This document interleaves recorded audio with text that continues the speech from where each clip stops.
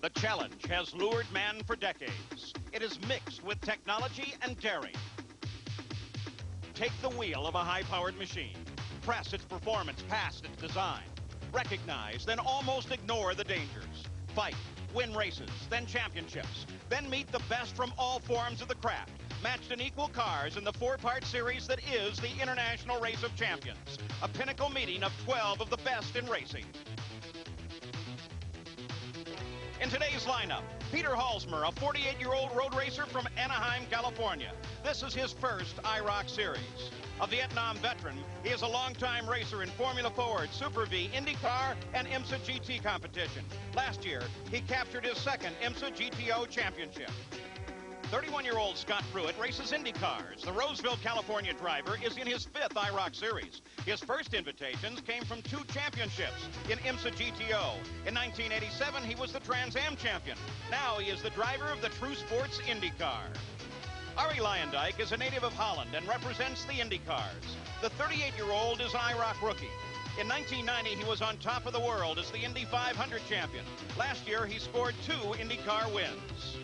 Road racer Jeff Brabham from the IMSA Camel GT Series, a 40-year-old native Australian. A former Can-Am champion, Jeff last year became the first driver to capture 4 consecutive IMSA GT crowns. He races in his 4th IROC series. 35-year-old Rusty Wallace represents the Winston Cup stock cars. He's from Concord, North Carolina. Rusty was the ASA champion in 1983. He moved on to Winston Cup, where he was named Rookie of the Year. In '89, he was the series champion. Last year, in IROC 15, he scored an unprecedented 3 straight wins to capture his first IROC crown at Watkins Glen. Floridian Hurley Haywood represents road racing in his 3rd IROC series. A veteran sports car competitor, he has twice won at both Le Mans and Sebring. A former 2-time GT champion, he is the IMSA Series reigning supercar champion. A record 5 times he's won in the 24 Hours of Daytona. IROC rookie Davy Jones represents road racing. He's from Lake Tahoe. At age 27, he earned his invitation with versatility. He started racing in go-karts. Twice a starter at the Indy 500 last year, he led the IMSA GT Series in wins. Al Unser Jr. represents the IndyCars. 29-year-old Little Al makes a record 7th consecutive series start. Twice he has taken the champion's crown, starting in sprint cars, where he sat on a phone book to reach the wheel. He has followed his family legacy from Albuquerque all the way to the Indy 500 win. Stock car racer Harry Gant of Taylorsville, North Carolina, was the IROC champion in 1985. But last year, he courted national affection by winning 4 straight Winston Cup races at age 51. But for Harry Gant, age is no factor, as he starts today in his 3rd IROC series. Winston Cup racer Ricky Rudd is from Lake Norman, North Carolina. In 1977, he was Winston Cup Rookie of the Year. Now he's an IROC rookie. Ricky earned his invitation by finishing 2nd to Earnhardt in last year's stock car chase. Davey Allison of Hueytown, Alabama, is a stock car veteran, but a rookie to the IROC series.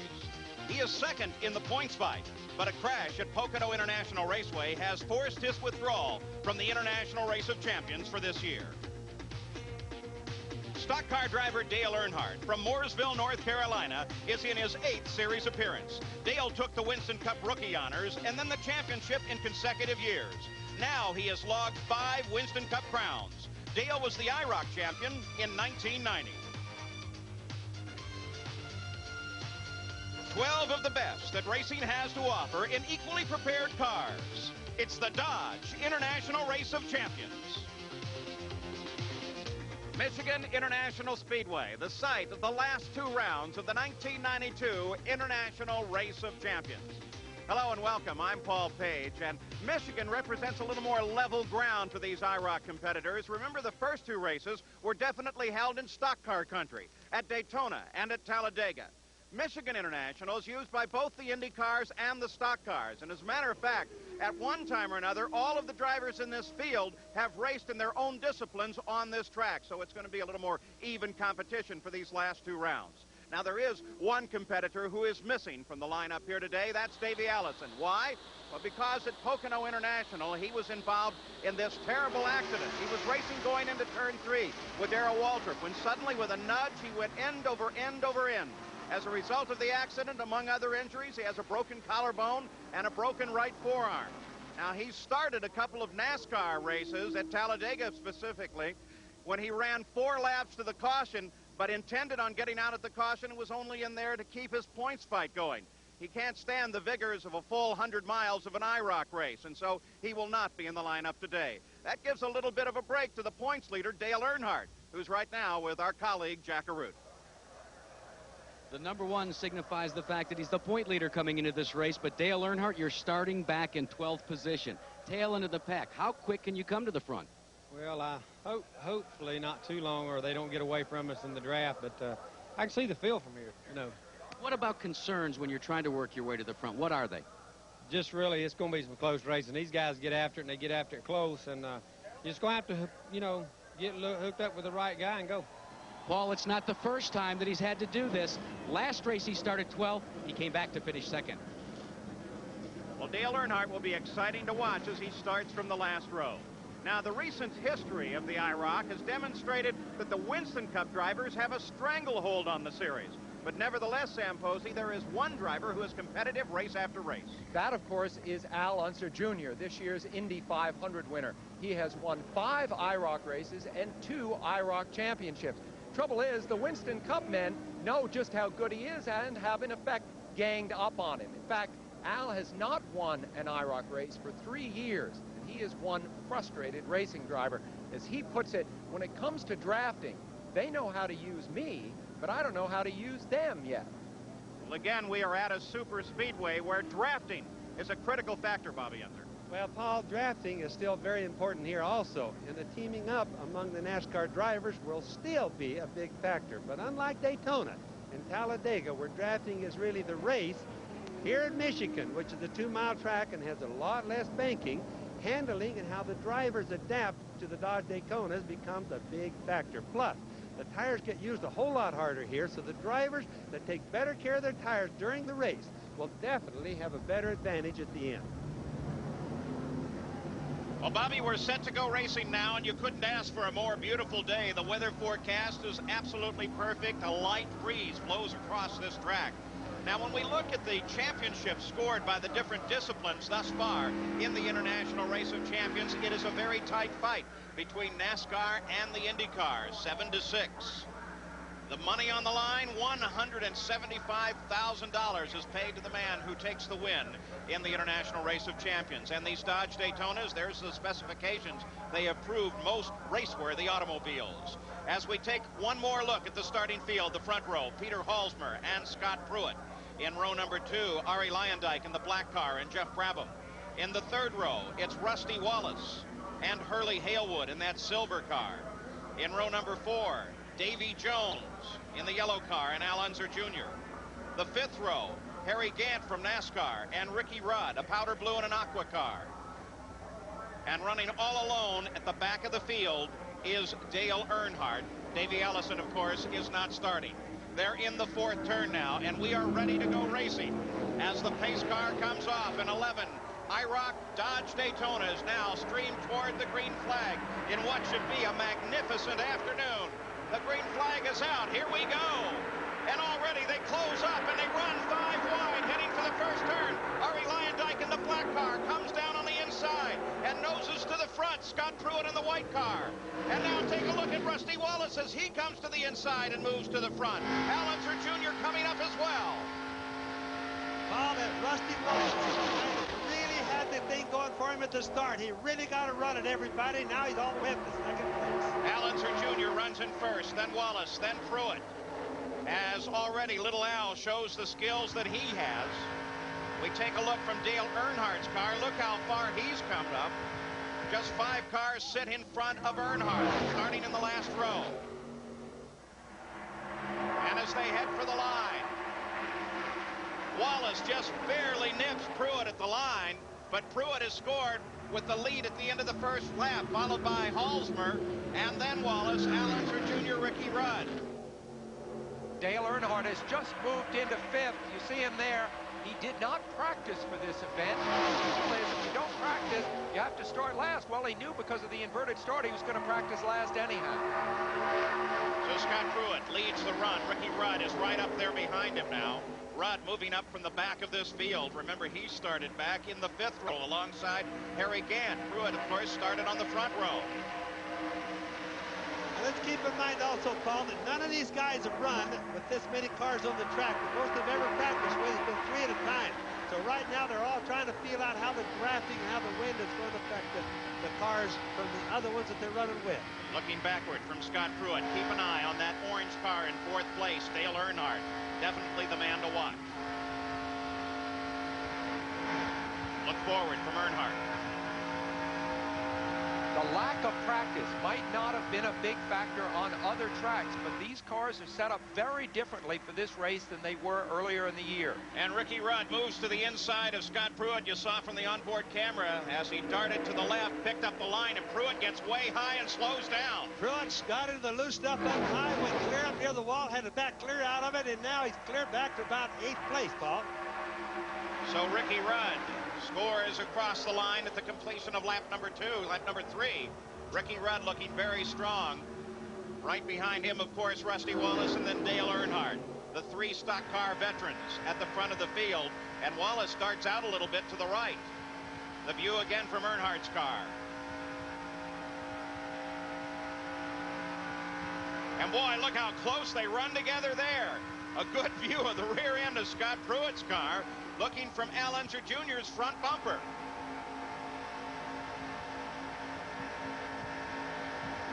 So at the IROC, it's Ricky Rudd out in front. Dale Earnhardt closing in and looking for a position to try and take a lead, running in 3rd place. But at the moment, Ricky Rudd is in front. We'll be back with more.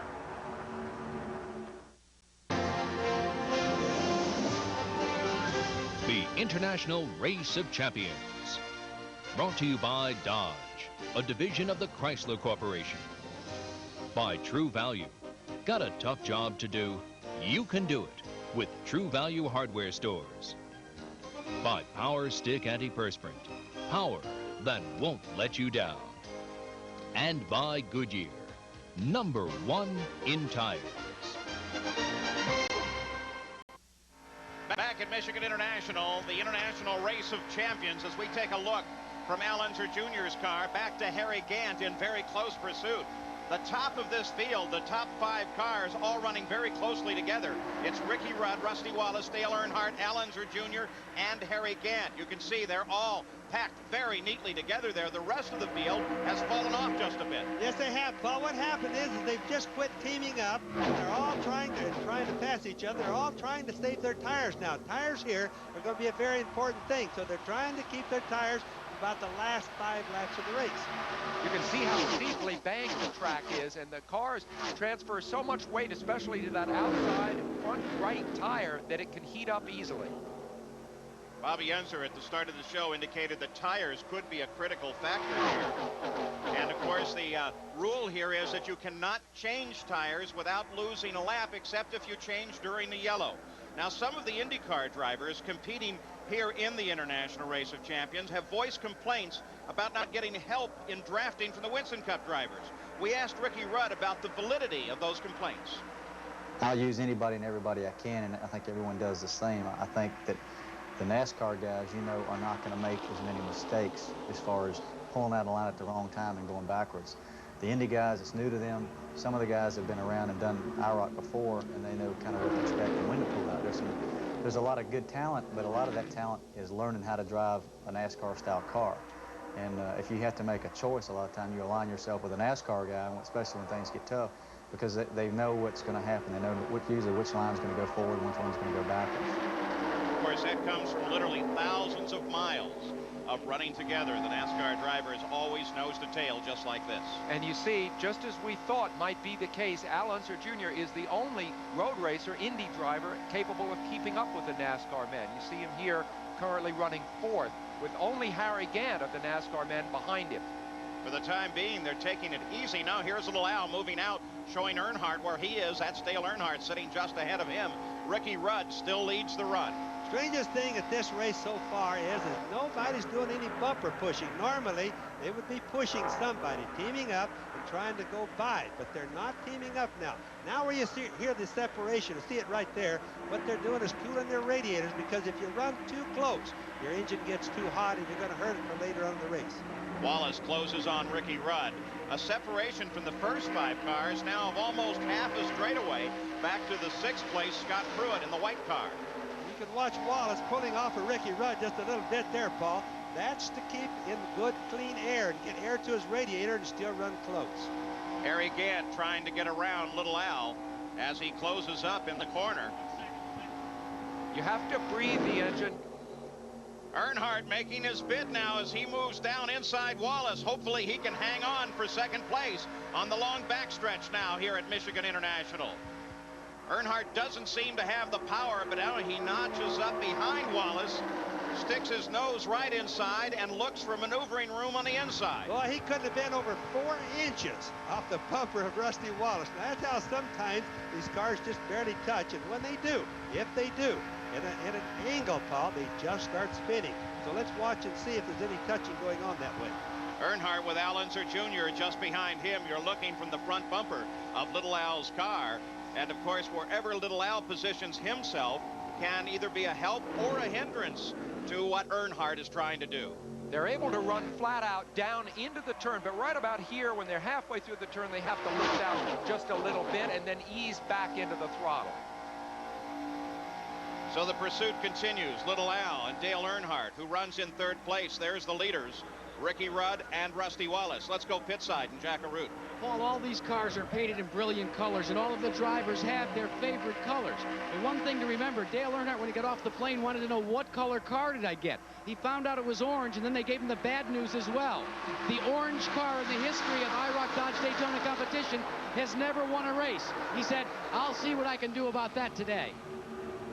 Well, he's certainly making that move now as he comes alongside 2nd place. Wallace holds the lower line and begins to challenge Ricky Rudd. But still, he's down low on the course, can't handle it there, and remains back in 3rd place. At Talladega, Earnhardt was able to rocket up from last place to 1st in just 1 lap. You see Little Al sneak past Earnhardt here. Earnhardt has been unable to seize the lead with the ease that he did at Talladega. A little different race here. Now, sometimes some cars, no matter how hard they work on it, just aren't as fast as the others. Nobody will ever accuse Dale Earnhardt of not being a good race driver, though. Earnhardt seems to be playing a very careful game here. Bobby, we talked about tires earlier. Do you think that part of what we're seeing here with people staying in a line is an interest in conserving the tires? There's no doubt about that, Paul. They know that if they don't have really good, sharp tires for the last 5 laps of the race, there's no sense of being there, and nobody will remember who ran first early in the race. Take a look at Earnhardt there as he comes up to give Little Al a shove, trying to get him to move ahead fast. Rusty Wallace to the inside as they move through this corner. Al Unser Jr. now in 2nd place. Rusty Wallace hooks up behind him, and it doesn't seem that anyone is interested in helping Earnhardt. We know, as we said earlier on, Paul, this is going to be a handling track. Now, the drafting, as you've noticed, has quit being such a big, giant, important thing. Handling is the big thing right now. So Earnhardt now scrubs alongside of Harry Gant, but he's fallen back into 5th place as he continues to look for racing room. Ricky Rudd leads Al Unser Jr. at the front of the field. Rusty Wallace is there as well. We'll be back. Making a move for 2nd place now as Wallace comes down to the inside, moves up behind Ricky Rudd. But Al Unser Jr. is having none of it. He moves to the inside as they come to the back, to the front side, down toward the tri-oval. Al Unser Jr. alongside Wallace. That pass where Rusty went by a little while ago was started way back in turn 2. He got a long run at it, happened at the end of the straightaway going into turn 3.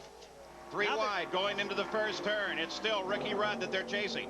Al Unser Jr. is having his best IROC race in several months, and I've got to feel that it's more like the old days of IROC, where you had to back out of the throttle in the curves. But of course, we're not down to the last laps when the cooperation between the NASCAR men really pays off. The big surprise is this move by Jeff Brabham, who comes up ahead of Al Unser Jr. There's Little Al, Jeff Brabham was able to maneuver around him and slide into second place as they were all exchanging positions. Jeff Brabham, of course, is the 4-time IMSA champion who has never been able to really make much of an impression here in IROC. Today may be different. Well, Al Unser Jr. has complained quite loudly from time to time about the NASCAR drivers and their refusal to cooperate with him in the IROC series. We asked him to comment on what he feels is an issue. I think they feel comfortable running around me, but again, there's that one thing, one situation that I might do something that's different from what they would do, and I'm sure they would feel more comfortable around a NASCAR guy. So, in order for themselves to win the race, because it takes your partner to help you win the race, and so you got to really kind of think on what they're going to do, your partner, and they would much rather it be a NASCAR boy than somebody else.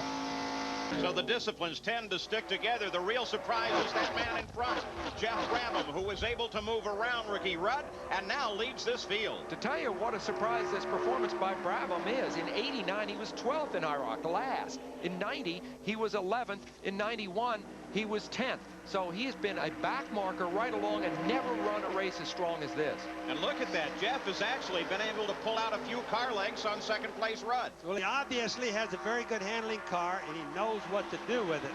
Again, like you both said, Jeff doesn't usually go that fast in the IROC cars. He is definitely the star right at the moment. So Jeff Brabham runs in front, followed by Ricky Rudd. Al Unser Jr. now trying to work over Rudd. Wallace sits there in fourth place, and Earnhardt has fallen off the pace a bit. The rest of the field has begun to close up. Harry Gant is right up behind Earnhardt now. You take a look forward from Al Unser Jr.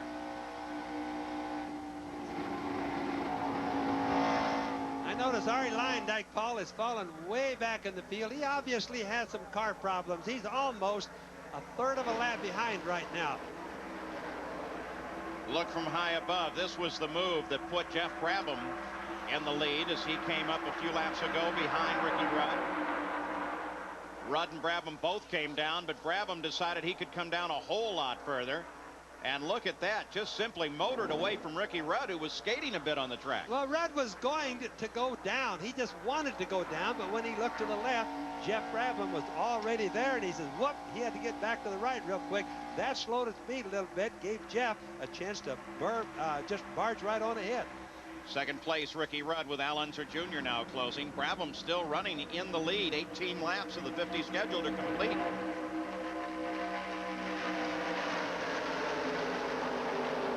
Right behind Little Al, there's Rusty Wallace running in fourth place. Earnhardt behind Wallace, but he's fallen off a bit.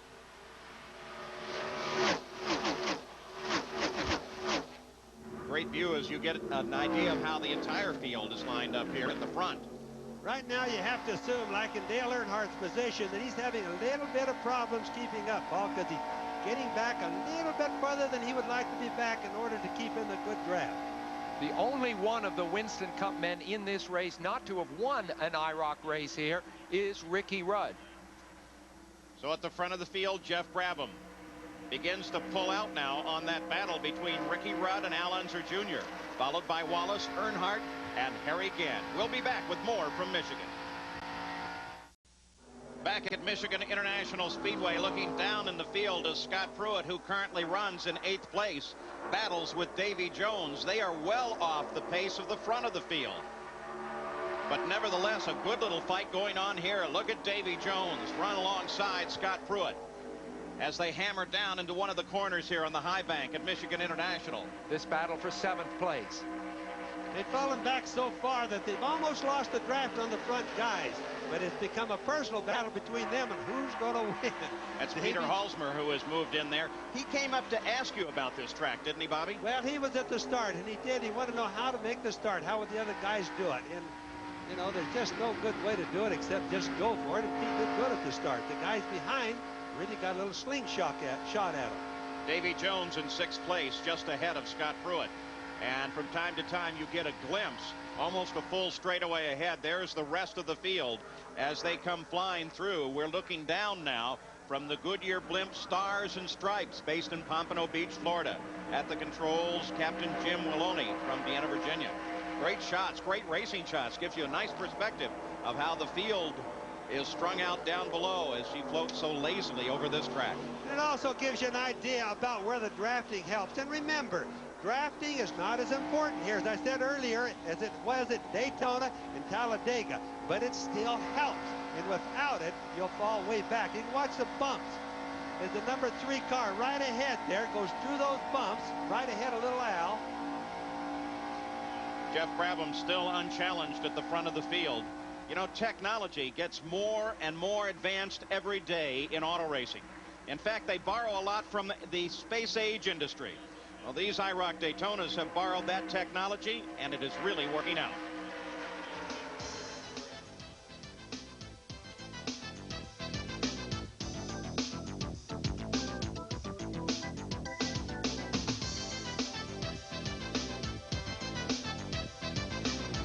If you've ever watched a fighter jet or the space shuttle land, you might have been impressed with how quickly they come to a stop. That's because they use what's known as carbon brakes. Now, the folks at Carbon Industries have taken that same technology and they've introduced it into IROC competition this year. All disc brake systems utilize 3 elements. The first is the brake rotor. The second is the brake caliper, and inside the caliper, a pair of brake pads. Now, when a driver depresses the pedal, it drives brake fluid into the caliper, which in turn depresses these pads up against the rotor and slows the car down. Well, there are 3 distinct advantages to utilizing this carbon material in brakes. The first is weight. They're 4 times lighter than their metal counterpart, and that's extremely important when you're dealing with what's known as unsprung weight, weight that's away from the frame rail. The second is carbon brakes stop twice as quick as their metal counterparts. But the third and probably most interesting aspect is, unlike their metal counterparts, which literally will heat to the point that they can boil the fluid away, carbon brakes dissipate heat and allow a driver to have full braking capabilities throughout the course of a race. Now, this technology is also about to find its way into our passenger cars as well. The folks at Dodge say they're going to begin an extensive testing program utilizing carbon technology for their Dodge Vipers and their Chrysler 300 series of passenger cars. An amazing step forward in technology being tested right here in the International Race of Champions. Nothing changes at the front of the field. It's Brabham, followed by Rudd, Allenser Jr., and Rusty Wallace. Now you ride with Dale Earnhardt, who sits in 5th place, but as you can see, some distance back. Right behind him is Harry Gant. Interestingly, if the race were to end right now, Earnhardt would lose his lead in the IROC Championship to Ricky Rudd. Davey Allison, interestingly, would still stay 3rd, despite the fact he isn't even racing in the race.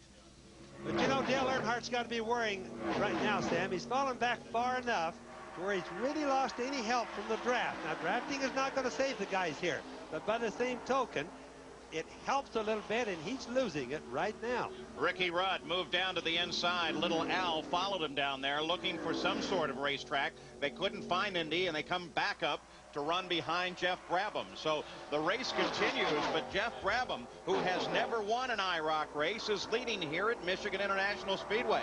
And for the moment, he looks very, very strong. Ricky Rudd runs in 2nd, then Allenser Jr. and Rusty Wallace. You watch Jeff Brabham there. He can run any place on the track he needs to run. The car doesn't move around very much. And he's also not getting the bad wind from the other cars. Now, all this means he's taking better care of his tires, or he should be, than what the other cars are doing. So he really should have a good advantage right now. Single file at the front of the field, no doubt thinking about the last laps, which are coming up very shortly here. Dale Earnhardt, who started 11th, now 5th, but running well behind the leader. Doesn't look like much, 1.91 seconds. But at these speeds and on this track, that's a lot of distance to make up. He is out of drafting distance of that lead group, which means unless he can find a drafting partner, right behind him is Harry Gant there on the right of the screen. Unless Harry can catch up to Dale, or Dale perhaps breathes the throttle drops back to Harry and the 2 of them try to move up, Dale Earnhardt's going to be out of business. So Earnhardt tries to tack on with Harry Gant and pull both of them forward as Jeff Brabham continues his lead. We'll be back after this message and a word from our ABC stations. Back at Michigan International Speedway, the International Race of Champions, as Jeff Brabham continues his lead. A surprising lead for Jeff here on the high banks, but he's an extremely competent driver and is driving away from Ricky Rudd, Al Unser Jr., and Rusty Wallace. Let's go pit side again, and Jack. Well, Paul, as we watch the cars go by, we may be a little bit confused as to why they're beginning to pull away from each other. There's more distance than we've seen in other races. Well, there's a new addition to the cars. In the past, there was one spoiler here that was part of the rear deck lid. Now there's a 4-inch plexiglass spoiler that's almost at 90 degrees right behind it. What has that done? That's rerouted the air. It's also slowed the car down, and it's made things a handful different than what they had at Talladega. It's taking some time for the drivers to adjust to it. Bobby Unser, do you think part of what we're seeing here, where they have decided that single file is a bright way to go, is as a result of that spoiler? Well, it very well could be, Paul. I can't accuse the spoiler as being the culprit, but by the same token, aerodynamics on cars today has so much technology in it that this could very well be the culprit, because I don't ever remember seeing an IROC race in the last couple of years that's been this spread out. Exactly, and that is what is most obviously different about the cars in this race, is that big spoiler. Now, Jeff Brabham, 40 years old, has been in numerous IndyCar races. Of course, he's been a dominant factor in IMSA. He's been in many IROC races. He has never won anything other than an IMSA race, so this is a very big day for him. Second place, Ricky Rudd, with Al Unser Jr. just behind him. Little Al trying to close from third, but they've maintained these positions for a number of laps now. Well, definitely they're not trying to race right now, because they're definitely trying to take care of their tires. They have to do this because they found passing is very hard. But watch Jeff Brabham. He can run a higher line than the other guys can, and the car is not moving around while he's doing it. So that means two things. He likes the car, and the car is sticking where he wants to be. Average speed at 157.3 miles an hour. But Jeff Brabham has thus far turned the fastest lap of the run at 159 miles an hour flat. The car is definitely strong as we take a look at Rusty Wallace, who runs in fourth. And remember the thing about Jeff and his speed being the fastest lap, he is not getting a tow or any help aerodynamically from anybody. See Rusty ahead. Now this is the way they're set up on the track. You have Brabham, Rudd, and Unser running together. Then Wallace just ahead a little bit back. Then this car that we're in now is Earnhardt's running in fifth place, and then the rest of the field straggled out behind that. Now watch as he goes into the turns on the steering wheel. You notice that as Earnhardt went in, he turned it quite a bit. Got quite a bit of, we call that push. And then as he got in the middle of the turn, he just eased right up. Here he is going, well, we lost it right there, but nonetheless, he turns in, really nice, gets a pretty good push, and then the car gets really neutral. That's what you want, but he's still falling back. I talked with Rusty Wallace for a while yesterday. You see him making a bid there on the right of the screen. He talked about the complexity of all the drafting maneuvers, fully expecting that he would be orchestrating a very complicated drafting maneuver almost every single lap of this race. I imagine he is startled to find the fact that it was just not that kind of a race, at least not yet.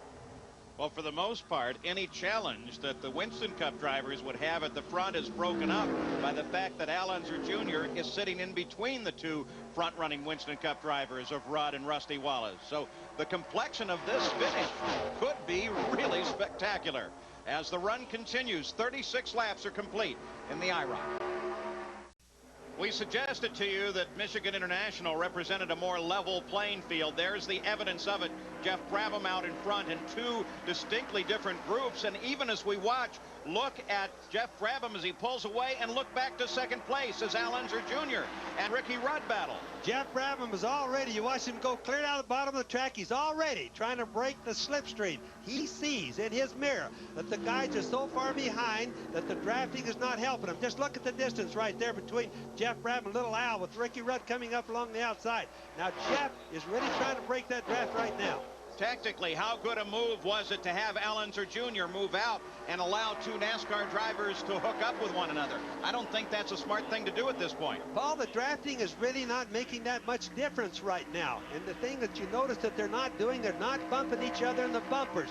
Jeff Brabham is getting away, and they're doing nothing, and they can't do anything about it right now. Look back in fifth place, just beyond this picture from time to time. Well, you'll see this man Dale Earnhardt. He is beginning now to close in on that group running second, third, and fourth. And right behind him is Harry Gant closing in, and Davy Jones is also closing up. So now, as we're just 10 laps away from the finish, the complexion at the front, at least second through about sixth, begins to change. Well, remember now, they have to take care of their tires. They've been doing that all the race. Look how they're zigzagging down the straightaway right there from Dale Earnhardt's car. That shows you how the guys are trying to either keep up in the draft or break the draft. Look how far Jeff Brabham is way up the top of the screen there. And what happens is now they're saying, hey, the heck with the tires. Dale Earnhardt, for example, I'm so far back, I've got to go for it. Let's go pit side once again. Jack Arute, you've been watching the draft. Well, Paul, the thing that we've been amused by is how quickly Jeff Brabham's decided to do what they call the NASCAR read. Now, if you go back about 18 years ago at Pocono International Raceway, Neil Bonnet is the man that coined that, and he discovered it almost by happenstance. Going down the front straightaway there, he decided to try and shake the draft of 4 cars behind him. So he began to weave back and forth, and they found that it so disrupted the air that cars were not able to keep up. Brabham obviously has been watching the NASCAR guys and has got a good idea on how to do it, because they have never talked about this in IROC competition or in IROC shop talk. Well, Jack, at either Talladega or Daytona earlier this year, the draft going on behind Jeff Brabham would have been enough to carry that group right up to him. Not here. Things are very different. And I think you have to point to the spoiler, Sam. That has changed the equation completely. So that battle for second place begins to close in ever so slowly on Jeff Brabham, but the laps are quickly running out. 9 laps to go. Jeff Brabham has only once finished in the top 5 in the International Race of Champions, but look at him use every inch of the track trying to find what racing room he can to try and win his very first International Race of Champions. 41 laps are complete as we look at the entire running order. We'll be back for the finish right after this. Back at Michigan International Speedway, the fight is for second place. Jeff Brabham continues to weave his way back and forth, working for his first IROC victory now with just 6 laps to go. Al Unser Jr. is working on the back end of Ricky Rudd's car, and Brabham has picked up a much-needed 5 points. Let's take a look at Wallace as he moves down inside of Little Al. Now, Little Al's going to try not to let him in, but he has no choice. So Wallace moves into second place, and Earnhardt closes on the back of Al Unser Jr. I've been watching Rusty Wallace work at that. They're all trying to feel out the other drivers, but just this little group. Jeff Brabham is long gone. But these guys are really trying to figure out what can they do to get by, and they know now they cannot wait till the last lap. You see Jeff Brabham running ahead there. Here is Earnhardt as he tries to close in, and Harry Gant as they all join in this chain once again. A true road racer has never won on a super speedway in the International Race of Champions. Mark Donohue won at Daytona in '74, but that was on the road course there, and Mario Andretti in '78. But he came in as Formula One, not actually from the American field of road racing. So Jeff Brabham is on his way to making a little history, if only he can hold on for these final laps. Earnhardt, and a battle going between Earnhardt and Gant. Gant tried the high side, didn't get it done on Earnhardt as Al Unser Jr. is up behind Wallace, and Rudd and Little Al battle. In a lot of ways, this has been a better race because we're not just doing drafting. It's not just an aerodynamic race. This race is really a race between race drivers. The cars, other than Jeff Brabham's, seem to be relatively equal. These guys are pulling out every trick they can think of. Gant swings around Earnhardt, now comes up behind Little Al. And if Earnhardt can grab 4th, and if Rudd holds on to 2nd, Dale will hold on to the IROC finale. He will hold on to the IROC lead going into the finale over Rudd by just half a point. This is very close stuff. Gant gets around Little Al. Now Earnhardt comes up behind Al Unser Jr., but it's still Jeff Brabham out in front. Again, you get a glimpse of him out of Dale Earnhardt's windshield. With a terrific run, he is inching further and further away from the second place car. Now Rusty Wallace. And the other guys are really inching a little bit backwards. Jeff Brabham is keeping about the same speed. These other guys are wearing their cars out, trying every trick that they know. They are the best in the world, and yet they're falling back and just a little bit of passing amongst themselves. Earnhardt now closes up alongside of Al Unser Jr., trying to find some room. Earnhardt runs high. Little Al comes up on a high run as well. And Earnhardt, for the moment at the line, has the nose ahead. It's also very possible, like in Little Al's instance, he ran so many laps right up behind the cars ahead of him, he might have got the engine just too hot, Paul. Ongoing battle here between Little Al and Dale Earnhardt for 5th place. 48 laps are now complete. Jeff Brabham still has a strong lead over the 2nd place car of Rusty Wallace. This maneuvering among Brabham's pursuers have obviously not brought them closer to Brabham, and Brabham able to run by himself. There goes Little Al inside Earnhardt. You're looking back from Earnhardt now. You can't even see Little Al. Nope, not a move that's going to work, not for now. Al Unser Jr. continuing to work with Dale Earnhardt, while Jeff Brabham has nearly 2 seconds on the west of the field as he passes under the white flag with 1 more lap to go. And you notice Jeff is so confident by now he doesn't even do his weaving anymore. This could be an incredible boost for Jeff Brabham's career. He has never won an IROC race. This is terrific. A big day for Jeff Brabham.